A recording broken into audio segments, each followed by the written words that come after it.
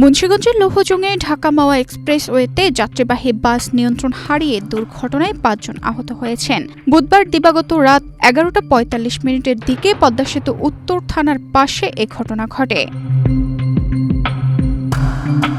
Fire সার্ভিসের সূত্র থেকে জানা যায়, বেপরোয়া গতিতে চলার সময় পূর্বাশা এন্টারপ্রাইজের একটি যাত্রীবাহী বাস একটি অজ্ঞাত গাড়িকে পেছন থেকে সজোরে ধাক্কা দেয়। এতে বাসের চালক গুরুতর আহত হয়ে স্টার্টিংয়ের সঙ্গে আটকে পড়েন।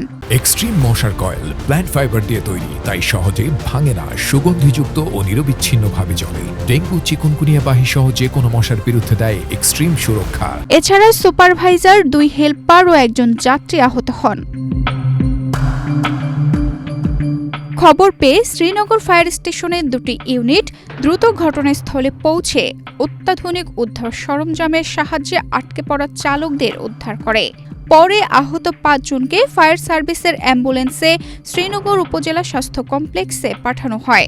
মুন্সিগঞ্জ ফায়ার সার্ভিসের উপসহকারী পরিচালক মোহাম্মদ শফিকুল ইসলাম জানান, দুর্ঘটনার পর দ্রুত উদ্ধার কার্যক্রম পরিচালনা করে আহতদের হাসপাতালে পাঠানো হয়েছে। তানজিদা রহমান, ইনায়া, বাংলাদেশ প্রতিদিন।